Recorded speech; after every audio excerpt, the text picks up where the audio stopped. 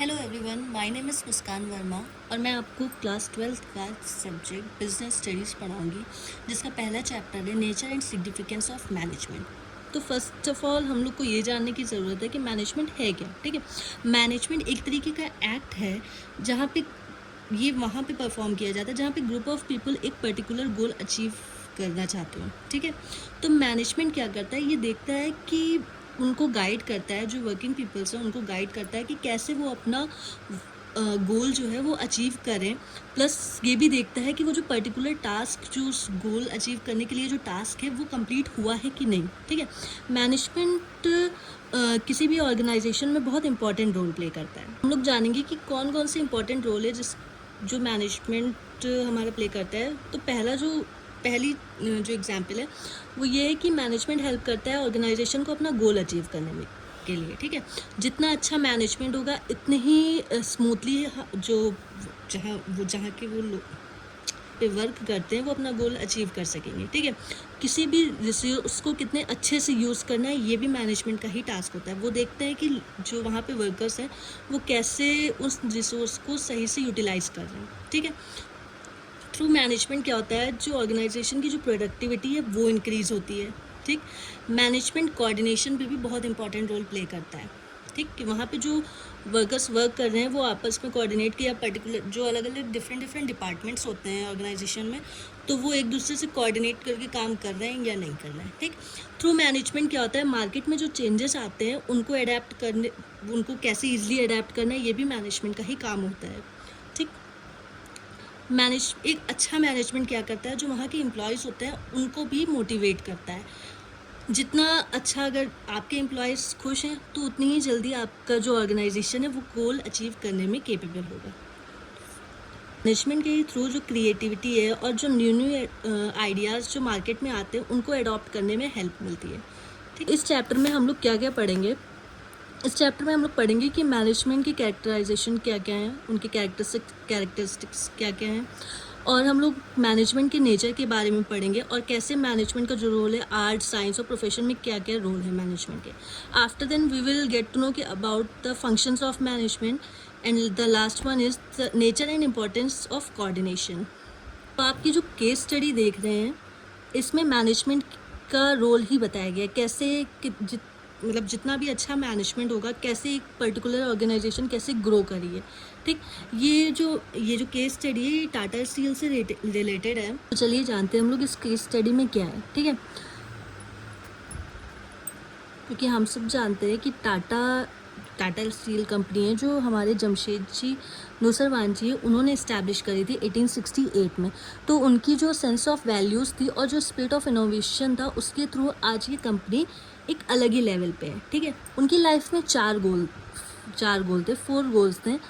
तो पहला गोल ये था कि एक आयरन एंड स्टील कंपनी वो इस्टेब्लिश करना चाहते थे, एक वर्ल्ड क्लास लर्निंग इंस्टीट्यूट बनवाना चाहते थे, और एक यूनिक होटल बनवाना चाहते थे, और एक हाइड्रो इलेक्ट्रिक प्लांट बनाते थे। तो 4 गोल थे उनकी लाइफ में और उन्होंने वो चारों गोल अचीव किए हैं। ठीक, ये कैसे अचीव किया, जितना अच्छा आपका मैनेजमेंट होगा वैसे ही उतनी ही जल्दी आप अपना गोल अचीव कर पाएंगे। So here we will study about कि कैसे अच्छे मैनेजमेंट के थ्रू ये कंपनी कहाँ से कहाँ तक पहुँची है। हालांकि उनकी लाइफ टाइम में वो सिर्फ अपना एक ही गोल अचीव कर पाए थे। उनका एक होटल बनवाने का, ताज होटल बनवाया था उन्होंने मुंबई में, जो कि 3 दिसंबर 1903 में बना था। ठीक है, इसकी जो टोटल वर्थ थी वो 11 बिलियन थी 2015 प्राइसेस के अकॉर्डिंग। उनकी जो उस होटल की जो वर्थ है वो 11 मिलियन थी। आफ्टर देन उसके बाद ये पहला होटल था जो इंडिया में, ये पहला होटल था जहाँ पे इलेक्ट्रिसिटी थी। उनका मानना था, जमशेद जी का मानना था, एक सेटिस्फाइड वर्कर ही एक सेटिस्फाइड वर्क दे सकता है। ठीक है, इसलिए वहाँ वो अपने वर्कर्स को प्रोविडेंट फ़ंड देते थे, जबकि उस टाइम पे इतना मैंडेटरी भी नहीं था प्रोविडेंट फ़ंड वगैरह दे। तो उनकी जो मैनेजमेंट स्किल थी वो एक एविडेंस है कि कैसे वो एक माइन्यूट डिटेल्स जो है प्लानिंग की चेक कर सकते थे। ठीक, तो आज के टाइम पे टाटा ग्रुप के पास लगभग 29 पब्लिक लिस्टेड टाटा इंटरप्राइजेस हैं, जैसे कि जिसमें आती है टाटा स्टील, आती है टाटा मोटर्स, आती है टाटा कंसल्टेंसी सर्विसेज, आती है टाटा पावर है, Tata Chemicals, Tata Global Beverages, Tata Teleservices, Titan, Tata Communication and Indian Hotels. इन सारी जितनी भी कंपनीज है, अगर उनकी टोटल कैपिटल हम लोग देखें तो अराउंड $103.51 बिलियन आती है। ये डेटा है 2016 से 17 के बीच का है, ठीक है। तो हम लोग देखते हैं कि कैसे टाटा का जो strong sense of social responsibility, वो कैसे इकोनॉमिक प्रॉस्पेरिटी और इन्वायरमेंटल रिस्पॉन्सिबिलिटी दोनों चीज़ों को मैनेज करके चलते थे। इवन टाटा कंपनी ने हमारी बहुत ही कंस्ट्रक्टिव रोल प्ले किया है, हमारे क्लाइमेट चेंज को एब्जॉर्ब किया और जैसे कार्बन फुटप्रिंट्स को रिड्यूस किया है। सारी चीज़ें उन्होंने कैसे करी? ये सारी चीज़ें उन्होंने आसपास अपने सराउंडिंग्स को ऑब्जर्व किया होगा ना, कैसे सारी चीज़ों को मैनेज किया होगा। अपने अच्छे मैनेजमेंट के थ्रू ही आज टाटा स्टील कंपनी इस मुकाम पे पहुंची है, ठीक। अब हम लोग इंट्रोडक्शन देखते हैं इस चैप्टर का। तो ये ऊपर की जो जितनी भी केस स्टडी थी वो एक एग्जाम्पल है, एक अच्छे मैनेजमेंट की एग्जाम्पल है, ठीक। ये इसने एक अच्छे मैनेजमेंट के थ्रू कैसे एक कंपनी एक टॉप लेवल पे पहुंची है, ये क्या दिखाता है? ये क्वालिटी ऑफ मैनेजमेंट हमारा दिखाता है। मैनेजमेंट हर ऑर्गेनाइजेशन में ज़रूरत होती है, ठीक है। चाहे वो मैन्युफैक्चरिंग, हैंडलूम्स हो, ट्रेडिंग हो या फिर हेयर स्टाइलिंग सर्विसेज हो, कोई भी बिजनेस ऑर्गेनाइजेशन हो या नॉन बिजनेस ऑर्गेनाइजेशन है, मैनेजमेंट अपना इंपॉर्टेंट रोल प्ले करता ही करता है, ठीक है। तो ये एग्जाम्पल दिया हुआ है, ये है कि स्मिता राय एक 38 ईयर ओल्ड एंटरप्रेन्योर है जो कि अपना जो बिज़नेस है, जो कि एक रूरल डिस्ट्रिक्ट में रहती हैं, नामशी, ठीक।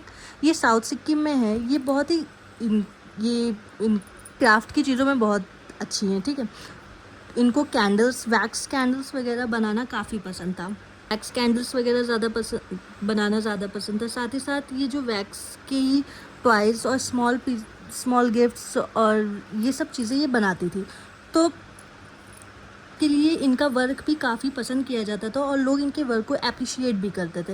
लेकिन स्मिता अपनी इस कंडीशन से खुश नहीं थी, क्योंकि उसको लगता था कि ज़्यादातर जो डिस्ट्रिक्ट्स की जो वुमेंस हैं वो ज़्यादातर गरीब हैं और जॉबलेस हैं। तो उन्होंने प्लान किया कि वो कैसे इस प्रॉब्लम को सॉल्व कर सकती है, क्योंकि उन्हें एक अपने अंदर एक स्किल उनके अंदर थी, ठीक है, जो उनकी जीवन शैली में हेल्प कर रही थी। तो अगस्त 2012 में वो अभिषेक लामा से मिली, जो कि एक ब्रांच मैनेजर है नेटफी के नामशी ब्रांच में। एक फाइनेंशियल कॉरपोरेशन है जो कि लोगों को, एक लोकल पीपल्स को सपोर्ट करते हैं अगर उनकी स्किल डेवलपमेंट के लिए, ठीक। और अलग अलग प्रोग्राम भी चैनलाइज करते हैं जिसके थ्रू वो रेवेन्यू जनरेट कर सके। तो स्मिता को इस चीज़ में इंटरेस्ट आया। वो जब अभिषेक लामा से मिली, उन्होंने ये सारी चीज़ें बताई कि उनके पास एक हॉबी है और वो चाहती हैं कि इस चीज़ को एक बिज़नेस बनाया जा सके, या बाकी की जो जॉबलेस लेडीज़ हैं उनको इस चीज़ से जोड़ा जा सके, ठीक। तो नेटफी ने जो स्मिता की हेल्प करी इस चीज़ में, और नामशी डिज़ाइनर कैंडल को इस्टेब्लिश किया गया। और कई सारे अदर फाइनेंशियल इंस्टीट्यूट थे जिन्होंने इसका इस्टेब्लिशमेंट के लिए हेल्प करी, उन्होंने फाइनेंशियल सपोर्ट दिया। नामशी डिज़ाइनर कैंडल्स जो एक 100% वुमेन एम्प्लॉयज़ है, जहाँ पे अलग अलग तरीके की कैंडल प्रोड्यूस करी जाती है। दिवाली के टाइम पे वो लोग कस्टमाइज कैंडल भी प्रोड्यूस करते हैं, जो कि अलग अलग ओकेशन के लिए अलग अलग कैंडल्स वो लोग सप्लाई करते हैं।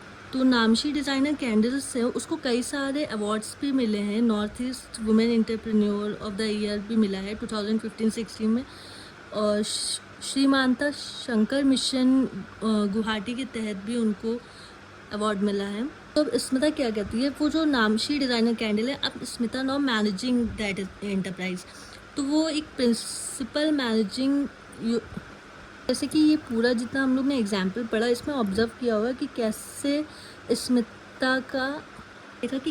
स्मिता एज अ मैनेजर अलग अलग डिफरेंट एक्टिविटीज़ को परफॉर्म करती है एक ऑर्गेनाइजेशन का गोल अचीव करने के लिए, ठीक है। जितने भी फंक्शंस हैं और ये सब इंटरकनेक्ट है एक दूसरे से, ठीक। तो ये सब क्या करेंगे, फंक्शंस ऑफ मैनेजमेंट कराएंगे। एक सक्सेसफुल ऑर्गेनाइजेशन को कोई गोल अचीव करने के लिए एक अच्छा मैनेजमेंट की बहुत ज़रूरत है। तो ये कुछ डेफिनेशंस दी हुई हैं जिसको मैं अपने आगे की वीडियोस में पढ़ाऊँगी, ठीक है। तो इन डेफिनेशंस को मैं अच्छे से एक्सप्लेन भी करूँगी, तो आप लोग बने रहिए हमारे चैनल के साथ। प्लीज़ चैनल को लाइक और सब्सक्राइब ज़रूर से ज़रूर करें। Thank you.